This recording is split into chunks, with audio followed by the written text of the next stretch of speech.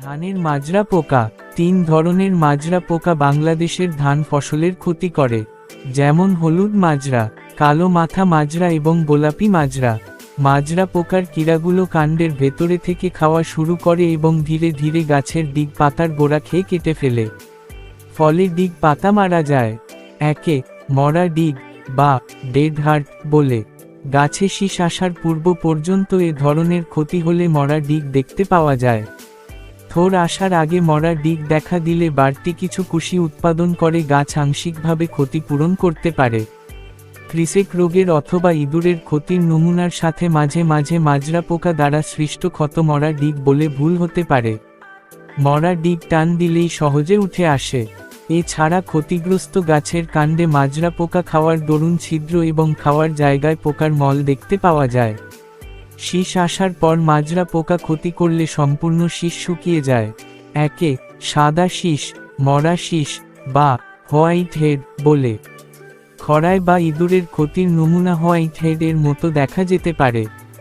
কীরা যদি পাতার খোলের ভেতরে খায় এবং কাণ্ডের ভেতরের অংশ সম্পূর্ণভাবে কেটে না দেয় তাহলে ধানগাছের আংশিক ক্ষতি হয় এবং শীষের গোড়ার দিকের কিছু ধান চিটা হয়ে যায়। মাজরা পোকার আক্রমণ হলে কাণ্ডের মধ্যে কীরা, তার খাওয়ার নিদর্শন ও মল পাওয়া যায়, অথবা কাণ্ডের বাইরের রং বিবর্ণ হয়ে যায় এবং কীরা বের হয়ে যাওয়ার ছিদ্র থাকে। গাছে মাজরা পোকার ডিমের গাদা দেখলে বুঝতে হবে গাছের ক্ষতি হওয়ার সম্ভাবনা আছে। হলুদ মাজরা পোকা পাতার ওপরের অংশে ডিম পাড়ে এবং গোলাপি মাজরা পোকা পাতার খোলের ভিতরের দিকে ডিম পাড়ে। হলুদ মাজরা পোকার ডিমের গাদার ওপর হালকা ধূসর রঙের একটা আবরণ থাকে। কালো মাথা মাজরা পোকার ডিমের গাদার ওপর মাছের আঁশের মতো একটা সাদা আবরণ থাকে, যা ডিম ফোটার আগে ধীরে ধীরে গাঢ় রং ধারণ করে। মাজরা পোকার কীড়াগুলো ডিম থেকে ফুটে রেরুবার পর আস্তে আস্তে কাণ্ডের ভেতরে প্রবেশ করে। কীড়ার প্রথমাবস্থায় এক একটি ধানের গুছির মধ্যে অনেকগুলো করে গোলাপি ও কালোমাথা মাজরার কীড়া জড়ো হতে দেখা যায়। কিন্তু হলুদ মাজরা পোকার কীড়া ও পুত্তলিগুলো কাণ্ডের মধ্যে যে কোন জায়গায় পাওয়া যেতে পারে। আলোর চারপাশে যদি প্রচুর মাজরা পোকার মথ দেখতে পাওয়া যায় তাহলে বুঝতে হবে ক্ষেতের মধ্যে মথগুলো ডিম পাড়া শুরু করেছে। আক্রমণের পূর্বে করণীয়: ১. সঠিক দূরত্বে লোগো পদ্ধতিতে চারা রোপণ করুন। ২. সঠিক বয়সের চারা রোপণ করুন। ৩. চারা লাগানোর পরপরই জমিতে পর্যাপ্ত পরিমাণে খুঁটি পুঁতে দিন যাতে সেখানে পাখি বসে পোকা খেতে পারে। ৪. মাটি পরীক্ষা করে জমিতে সুষম সার দিন। আক্রমণ হলে করণীয়: জমিতে অতিরিক্ত ইউরিয়া সার বা এলোপাথারি বালাইনাশক ব্যবহার করবেন না। নিয়মিতভাবে ক্ষেত পর্যবেক্ষণের সময় মাজরা পোকার মথ ও ডিম সংগ্রহ করে নষ্ট করে ফেললে মাজরা পোকার সংখ্যা ও ক্ষতি অনেক কমে যায়।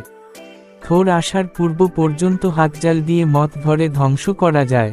ক্ষেতের মধ্যে ডালপালা পার্চিং করা, পুঁতে পোকা খেকো পাখির বসার সুযোগ করে দিলে এরা পূর্ণবয়স্ক মথ খেয়ে এদের সংখ্যা কমিয়ে ফেলে।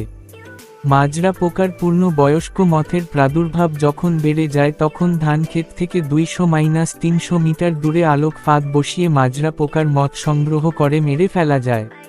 হলুদ মাজরা পাতার উপরে ও নিচে ডিম পাড়ে ও ডিমের গাদার উপর হালকা ধূসর রঙের আবরণ পড়ে। ডিম ফুটে কীরা বের হয়ে আস্তে আস্তে কাণ্ডের ভিতর প্রবেশ করে ভিতরের নরম অংশ কুড়ে কুড়ে খায়। ক্রমে গাছের ডিগ ও পাতার গোড়া খেয়ে ফেলে, ফলে ডিগ মারা যায়। শীষ আসার আগ পর্যন্ত এ ধরনের ক্ষতি হলে মরা ডিগ দেখা যায় এবং ডিগ টান দিলে সহজেই উঠে আসে। শীষ আসার পর মাজরা পোকা ক্ষতি করলে সম্পূর্ণ শীষ শুকিয়ে যায়। একে সাদা শীষ বা মরা শীষ বলে।